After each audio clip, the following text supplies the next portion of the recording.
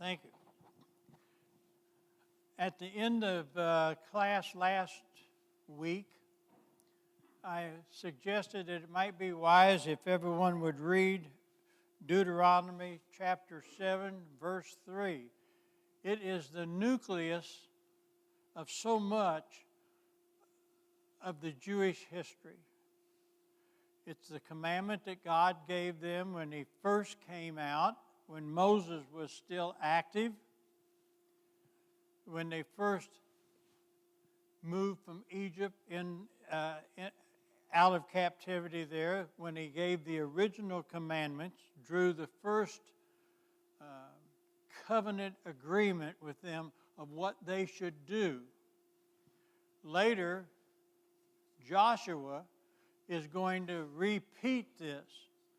And so because this is going to be an underlying current of things that go wrong.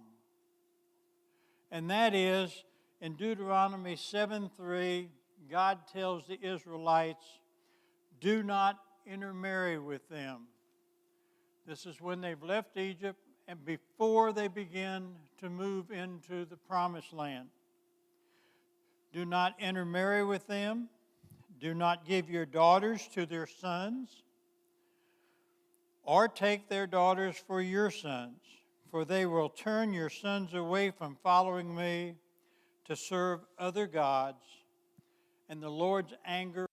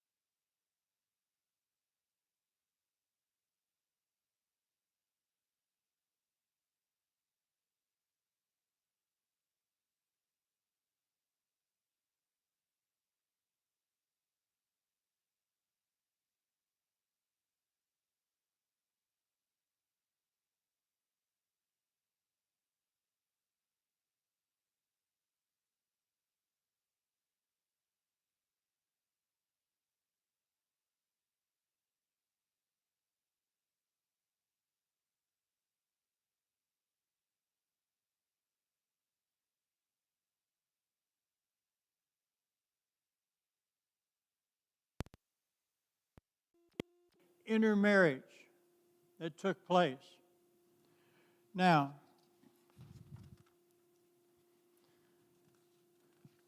most of you know enough about the northern history to know that intermarriage and the fact that they did not follow God's direction in driving out all the people that were already there in the promised land just is constantly going to be there and be causing them problems. The person that you normally think of in the Old Testament as being the wisest person ever, Solomon. What drove Solomon away from God? Intermarriage with different people with different religious faiths, different gods, different worship practice. The wisest man, so you can't say the people, it caused them because they were not intelligent enough. The pure simple fact is when intermarriage took place in that particular, with the gods that were already there, the problems were just built into that relationship. Now, we know that the northern kingdom of Israel was drove out of their country first before the southern kingdom. And the reason was the intermarriage and the different gods that were present in the northern kingdom completely corrupted their idea of what it is to worship God, Jehovah God. And so that's what we're going to look at for a while. Let's see if I can get... You've always heard about high places. They worshiped in high places. Here's a classic example of two different places. In Dan, the northernmost tribe of Israel, that's what a high place looked like. Those were scattered all over the northern kingdom completely. And on top of this platform area, which was an altar, there would be Asherite poles. Now, an Asherite pole could take many different forms, and it was wooden.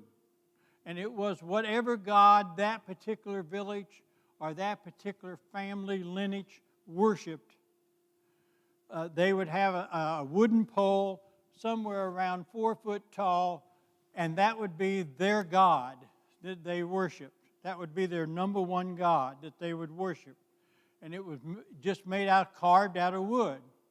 And those Asherite poles were placed in these high places. And so those people that lived in that area would come and worship right there. That's where they would go to worship at. Now, to find out where these gods come from, number one, in the northern kingdom, most of the gods that were being worshipped were from Egypt. Now,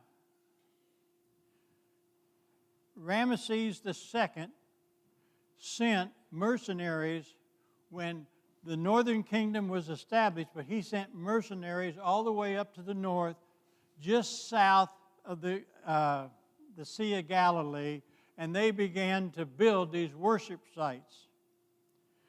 And they kept those worship sites there even during the kings. Those were present when Saul was king of Israel. And then later, after the death of Saul and the other kings started taking place and taking their turn as king, some of those places were destroyed. Remember I told you the story last week about Bethshean, where Saul and his sons were all killed fighting the Philistines. Well, the Philistines came in and drove the Egyptians out of the northern kingdom and pretty well took over that. And so Saul was going up there to defeat the Philistines. He didn't succeed. He lost that battle, lost his life, his sons, the kingship, everything. David, in about the year 1000 BC, is the king who finally defeated the Philistines in that area and drove them out. Now, I'm going to kind of hit something here for you. I'm going to redefine something that you see in the Bible. The word Baal is not a single god. B-A-A-L. Baal stands for gods. So whichever God you worshipped, then you were worshiping a Baal. And so when you get the very big, where you have the Baals being challenged by one of the prophets, it says he was fighting the Baals. Well, there were many Baals that were worshipped at these different sites. Now, not only were there male Baals, but there were also female Baals. And these all come from the history and the worshiping practices of the Egyptians. And those were in the northern kingdom and stayed in the northern kingdom for hundreds of years and caused a problem over and over and over.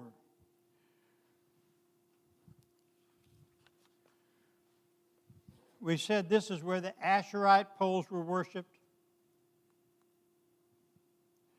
Now, this is a different place. This is also an Egyptian god, the god of Pan. This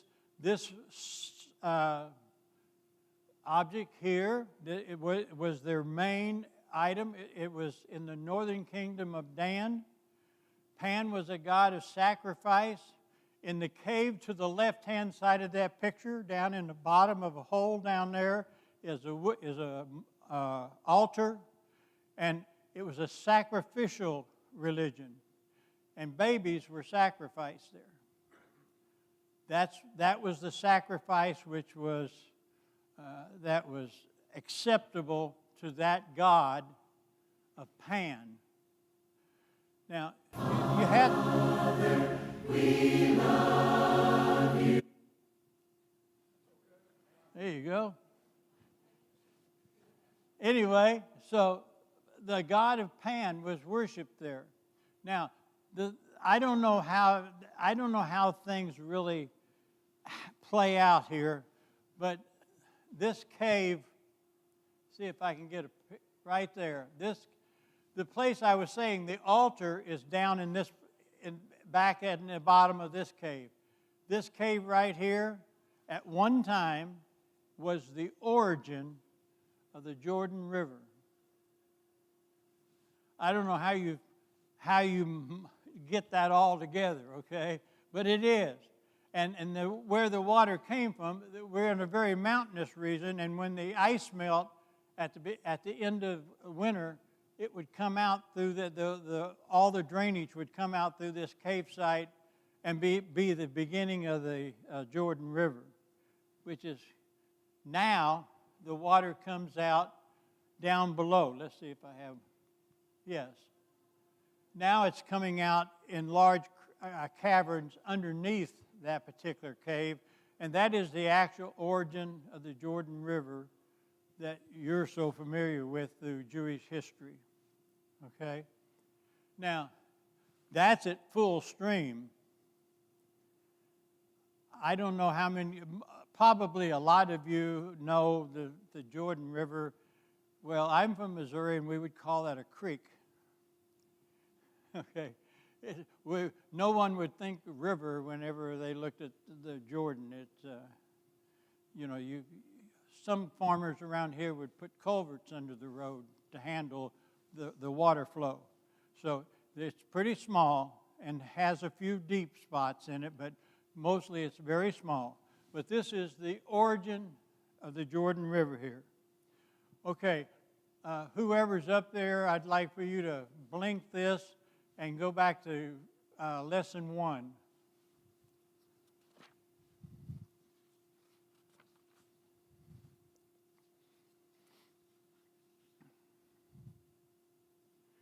Now then, we know reading all the way through history in the Old Testament that God said, you can only worship me where I reside. Okay? That's a rule. As my grandson would say when he started school, do you realize they have a bunch of rules there that we have to follow? Well, one of the rules was you can only worship God where he lives. And so it was in a tent while they wandered for many years until Solomon was able to build a permanent structure, a temple with a Holy of Holies in it. Then the only place that you could sacrifice to God was on the altar in the temple. All right? Now, that causes a problem with the kings of the northern kingdom and Judah. The kings in the northern kingdom says, wait a minute. We can build altars up here and sacrifice just as well as traveling all the way down to Jerusalem and offering our sacrifices. And that begins the real heavy religious split that occurs when the kings in the north says, we don't really have to travel to your place to worship God. We'll build our own places. Now, since that's a directly in opposition to what God said in Exodus, Leviticus, Deuteronomy, now how are they going to justify that? Somehow in their own minds, the northern kingdom, they're going to say, we can have a place to worship up here, and we don't have to go to Jerusalem. So their rationale,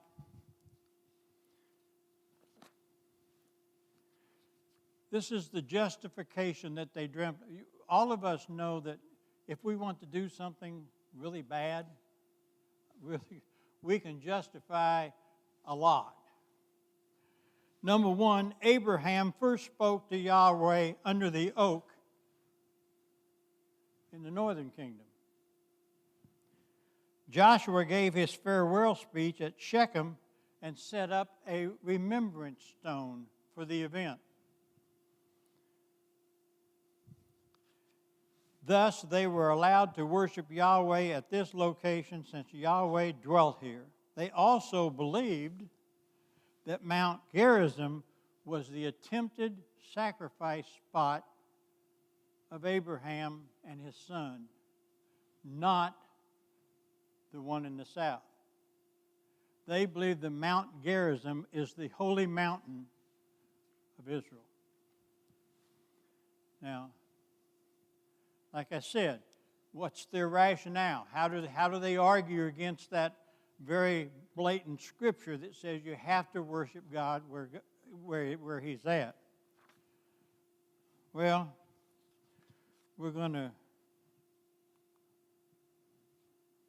we said last week, Mount Ebal is on the left, on the north, and Mount Gerizim is on the right, on the southern part. And that is part of Shechem and a couple of other villages not very many years ago. Now, Jewish villages sometimes jam together. And so it's kind of difficult when you're walking down the street, you may change villages real quick. Or just go a very short distance and you'll be in a different village. And that causes some problems for people in the Bible, going through the Bible and say, which one of those is this? Now, let's do a New Testament. I told you originally on the first time that we were going to tie the history in with New Testament teachings so that you would understand what they were talking about. What's one of them that has to do with Samaria? Who can tell me one of the New Testament teachings where Samaria really comes into a very important part of the teaching? Huh? Good Samaritan? And we are going to cover that one. What is the other one? The Samaritan woman at the well. Okay? So Jesus and them are coming by. The guys go, his entourage goes off to get food and other kind of supplies. He sits down at Jacob's well. Now, a woman comes out, and I've heard sermon after sermon, and they have a lot to say about what she's doing coming out in the middle of the day by herself. She evidently is a corrupt person, and the other women in the village don't have much to do with her, and that's why she's coming out in the middle of the day. I've also heard a lot of other lessons taught. Here it is in John chapter 4. Sir, the woman said, I can see that you're a prophet. Our ancestors worshipped on this mountain. Remember, we're hundreds of years before is what we're going to look at here. But you Jews claim that the place where we must worship is Jerusalem. Believe me, woman, a time is coming when you will worship the Father neither on this mountain nor in Jerusalem. That's a pretty shocking remark that he makes. neither place will be acceptable. You Samaritans worship what you do not know. We worship what we do know, for salvation is from the Jews. She probably didn't care to hear that, okay, being a Samaritan. Yet a time is coming and has now come when the true worshipers will worship the Father in spirit and truth, for they are the King of worshipers the Father seeks. God is spirit, and his worshipers must worship in spirit and in truth. I know, and the lady says, I know that Messiah is coming. When he comes, he will explain everything. What did she mean when she said our ancestors worshiped on this mountain? Any takers? Pretty important part of this. People of the northern kingdom. Well, what is that? Look at that. It looks like ruins of a building or something, huh? So, what's that look like? Look like the ruins of a temple. The ruins of a temple on top of Mount Gerizim. The woman was not just making an idle remark. The woman said, our ancestors always worshiped on this mountain. And this is what she's talking about. This is the destroyed temple on the top of Mount Gerizim. And when we're going to learn about this when we get to the end of Nehemiah, when this temple was built and the reason it was built. It had nothing to do with what they rationalized, that God actually lives here. That is not the reason that temple was built, nor the reason why the Samaritans worshiped on that mountain. Okay? And we will get to that at the end of Nehemiah. But this is how understanding the historical presence of what's going on. Sometimes New Testament teaching takes on a complete different view and picture. You now understand what they're talking about. She was merely making an eye. For hundreds of years, our ancestors worshipped on this mountain. But you guys say that we've got to go to Jerusalem. An age-old problem for them, the north and the south. Well, this picture is 2022 Samaritan Jews who can trace their lineage back to the time of Nehemiah are worshiping on the mountain. They are Samaritan Jews. They're not Samaritans in a broad sense. They are Jews who live in Samaria, and their ancestors built that temple, and these are the priests that still exist today. There's somewhere between 700 and 800 Samaritan Jews who can trace their lineage, their ancestral lineage, back to the origin of this, the first high priest in Samaria.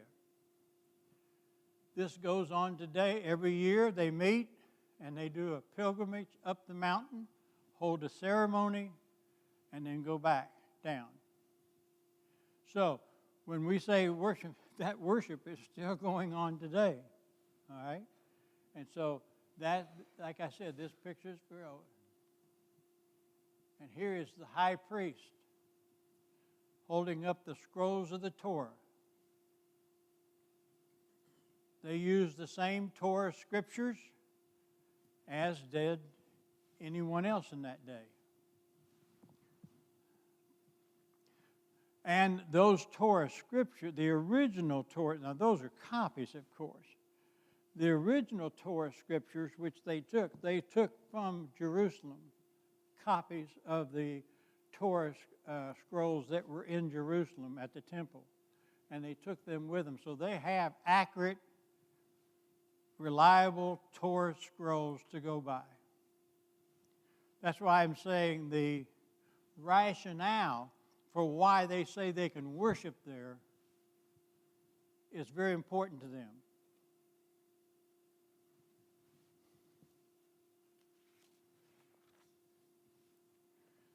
Now, I don't have to tell you that the people down south didn't like that. I would say, well, I'm not going to go there, but this is theirs. And this people in the south said, what are you guys doing up there? And it caused conflict and battles and fights constantly. All the way time from Nehemiah, all the way up into the New Testament era. Now, it got so bad that John Hyrcanus, in the year 112 BC, took a force from Jerusalem up and tore that temple down. And about 100 years before the time of Christ, he tore that temple down. There was so much conflict and hatred between those people. Now, the Samaritans that you encounter in your scriptures in Matthew, Mark, and through, maybe you can understand a little bit now about the hatred that exists between the southern people and the northern people. They still say that's a sacred religious place, and the people of the south says, you people have been off on this thing forever. You were illegally worshiping. Fact is, the Jews at the time of Hyrcanus declared a national holiday, and the Jews celebrated that national holiday for years on the date that he tore the temple in Samaria down. And so this carries on. So when you read about the Samaritans and how the Jews, when they were going from, let's say they were going from Caesarea, or they were going from the Sea of Galilee, walked either to the west and walked around, or they went to the east and got on the other side of the Jordan and walked around. Most of them went west. And I think you find it interesting that Jesus chose to go through. Okay? Because he's going to be the uniter of these two different ideas. He'll ultimately unite them. Okay, I have some questions. I want you to think about it just a little bit. You don't have to answer, but some questions come in my mind. The story of the Good Samaritan. Who was he? Who was the Samaritan in the story of the Good Samaritan who stopped along the road, bandaged up the guy, carried him in, paid fees to have him get well? When I'm done with what I'm doing, if I owe you any money, I'll come back and make up the rest. Who was that Samaritan? Was he a Samaritan Jew? Was he an indigenous person? One of the original tribes who's from Samaria? He could be called a Good Samaritan, just like a Samaritan Jew could be called a Good Samaritan. How about one of the 5 original tribes that was brought into the north after the north was taken captivity, and they were from Persia? They were from Iran originally, and they were brought into that country, and they've been there now for several hundred years. By the time Jesus tells this story about this Good Samaritan, they've been there 600 years. It could be, we don't know who the Good Samaritan was. I don't think anybody even attempts to try to say he was one or the other. So we don't know who the person was, but we know that the people who are reflecting on this story that he's telling, they've got no use for anybody from up there. And so it doesn't matter what his ancestry was. It doesn't matter. He's from Samaria. And here's what Danny's been talking about. What do the people in the south think in Judah when you say Samaritan? They automatically assign his character, his personality, his lineage, everything about him. They know he's a Samaritan. And so they already have judged him before they hear the story. Okay? And so that is something that takes place during that time. Let's see what time it is. Okay, we got about 10 minutes.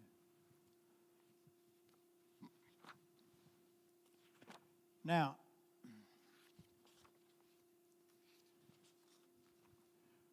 we're just, next week, I want to get you going. I want you to take a few minutes this week, just a few minutes, and I want you to turn back to the index of the Old Testament, and I want you to look at the categories of scriptures and books and how they're organized in your Bible. Okay? I'm going to change your view of that organization. Not that you have to change your Bible. What about the people dealing in the Old Testament?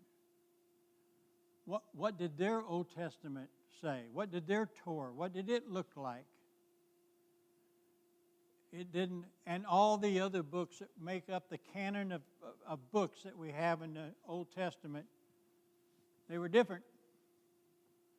Altogether different.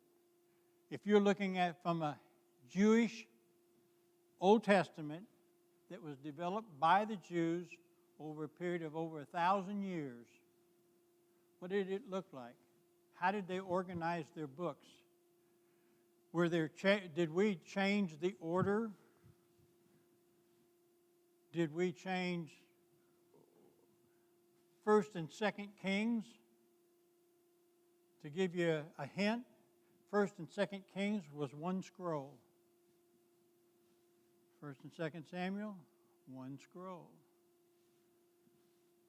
Chronicles, one scroll. Ezra and Nehemiah, one scroll. They were divided later. Okay? Didn't say they were changed. I said they were divided. So when they picked up 1st and 2nd Samuel, what you think of as 1st and 2nd Samuel, they had one large scroll in their hand. So the division was more to make it easier to work with by having it divided into two. Ezra and Nehemiah was changed 3 different times, from 1 to 2, back to 1, and back to 2.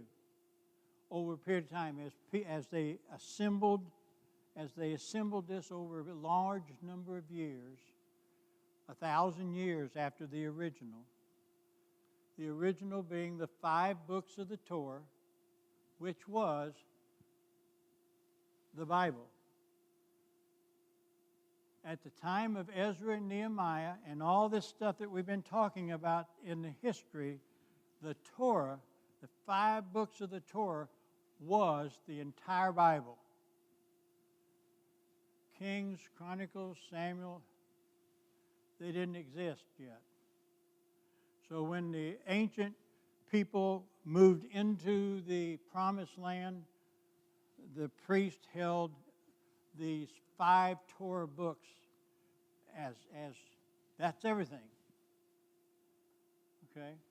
The other thing I want you to look at and to stop and think is the terminology that's used.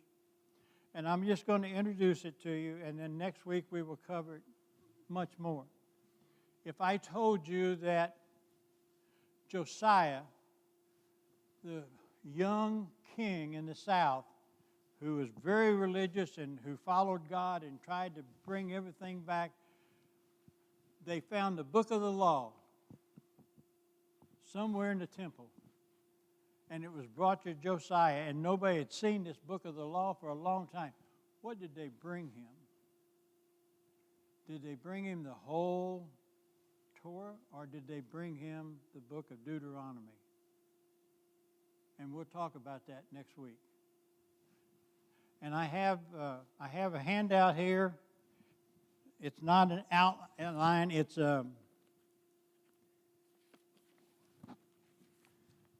this is a chart that has everything that happens in Ezra and Nehemiah, and as far as dates and who was the king and everything else. And it also has the people who was against the exiles coming back. All right? Can I get some help here a little bit on that?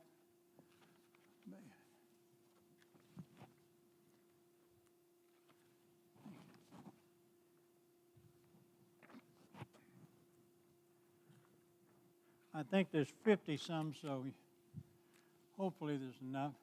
Keep this folded up in your Bible somewhere, because when we refer to dates, you can turn back to that and see where you're at in the timeline.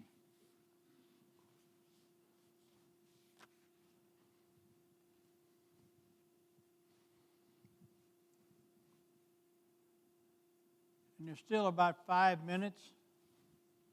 Does anyone have any questions or things that I've stirred your mind up a little bit? Questions that you have to ask? Or things that you want me to go make sure that you heard what I tried to say?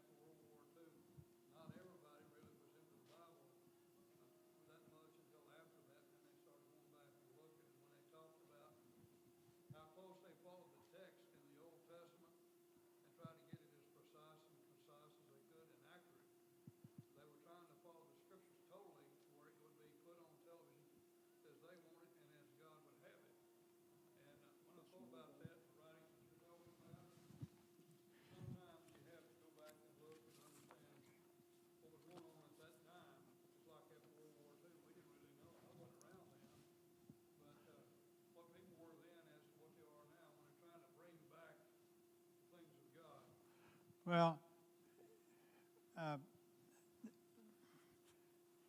there's certain things that you can find on all these topics, and some of it you have to just evaluate whether or not you put a lot of trust in it.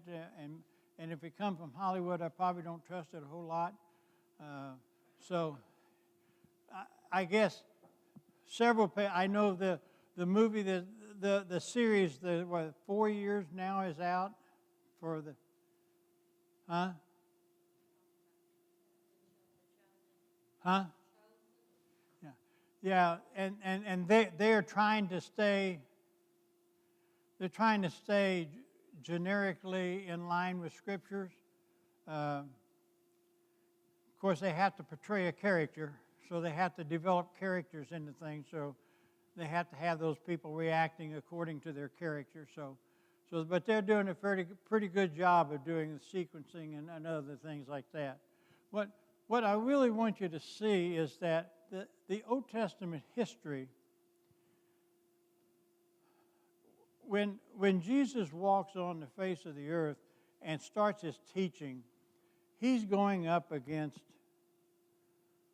thousands of years of teaching and writings that have taken place. And their perception of what that meant, the perception of the Torah and the rules and regulations of the Torah have almost been completely dismissed, to where the book of the Targums, which are the explanations of what those laws meant, has pretty well, they still read from the original text, okay? But then you have to have somebody explain it to you, right? That's where the problem comes in, when you get in the synagogues on the Sabbath, they have a sequence of reading the Torah. Now, if you're reading the law, you read it one verse at a time. Now, that doesn't mean theirs is written in verses, but you read one sentence at a time, one thought at a time. And there is somebody standing right next to the podium. And so I read backwards. I get my fingers going the right directions here. And as soon as I'm done with one, this interpreter will now translate and tell you what I said. If I'm reading from the prophets, I'm allowed 3 thoughts at a time. But if I'm reading from the law, I'm only allowed 1 thought at a time. So, interpretation of the Torah is an ongoing thing. I got about 2 minutes. I'll tell an interesting story.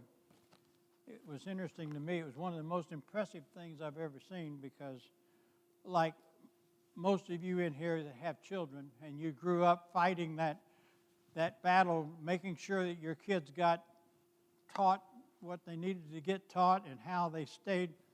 We were walking the rooftops in Jerusalem one night about 9 o'clock, and you can actually get up on the roofs of all the houses and things and walk around. And we went up this one set of steps, and as we got to the top of the steps, real narrow, the building was right against your shoulder. There was a window right up at the very top. And when I went, I heard all this very rhythmic.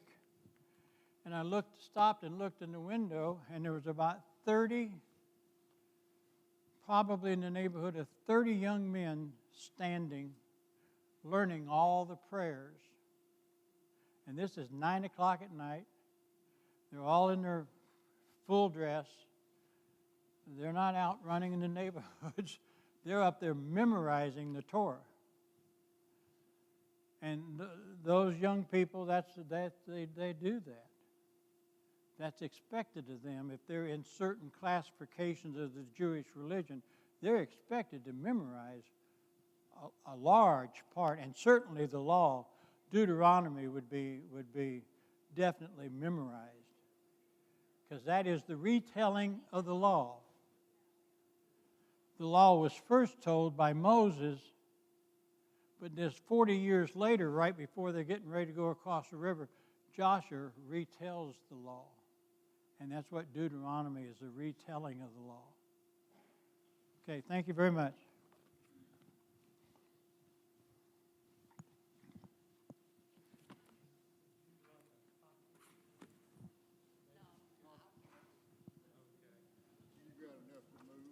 Thank you, sir.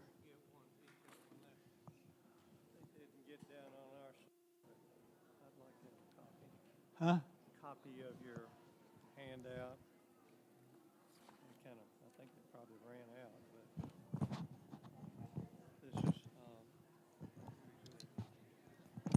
This is for the, yeah.